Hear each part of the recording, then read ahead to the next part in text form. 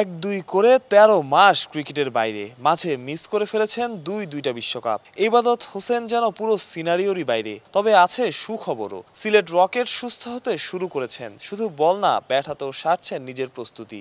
Target আছে যাতে ইন্ডিয়ার সাথে খেলতে পারি। তো ইন্ডিয়াতে যেহেতু 2টা টেস্ট ম্যাচ আছে, তো ডিপেন্ড করবে যে আসলে টেস্ট ম্যাচ দিয়ে ফেরাটা কীরকম হবে, কতটুকু পজিটিভ হবে। তো যেহেতু সামনে ইন্ডিয়া সিরিজ আছে, তো চেষ্টা করতেছি এর আগে যদি আমি আমার টেস্ট ফিটনেসটা পেয়ে যাই, বা আমরা যদি কোনো আমার কাছে মনে হয় একটা সুযোগ আছে যে আমরা ইন্ডিয়া সিরিজের আগে আমরা কোনো নিজেদের মধ্যে একটা 4-ডে ম্যাচ খেলার, যদি ওখানে যদি খেলার সুযোগ থাকে তাহলে আমি আমাকে জাজ করতে পারবো যে আমি কতটুকু fit enough for test match খেলার জন্য। তো ইনশাল্লাহ দেখা যাক।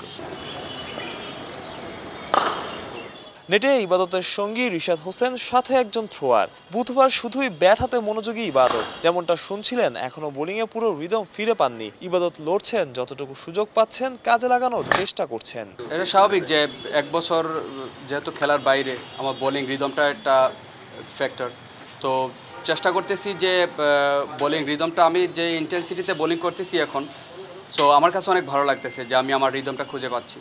তো এটাই হচ্ছে পজিটিভ থিং। আরেকটা জিনিস হচ্ছে যে এই সময়টা আমি আমার সেকেন্ড স্কিল যেটা আছে ব্যাটিং, ওইটা নিয়ে কাজ করতেছি, ফিল্ডিং সেটা নিয়েও কাজ করতেছি। 250-টিরও বেশি ডিজাইন অপশন নিয়ে ওয়ালটন স্মার্ট ফ্রিজ, বোঝে আপনার প্রয়োজন।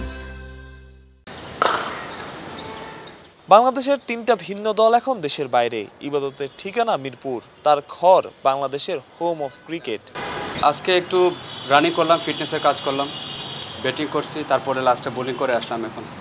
সো বোলিং শুরু করছি আমি প্রায় 1-1.5 মাস হলো। সো বোলিং ইন্টেন্সিটি লাইক আগে 70-80% ছিল, সো ওভাবেই আছে এখনও।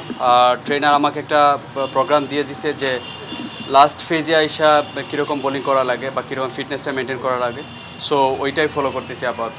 এখন বোলিং ইন্টেন্সিটি লাইক 80%ই আছে। সো আশা করতেছি আরও 2-3 সপ্তাহের মধ্যে যাতে ফুল ইন্টেন্সিটিতে বোলিং করতে পারি।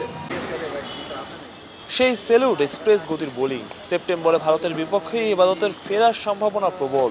লাল বলে না হলেও সাদা বলে হয়তো।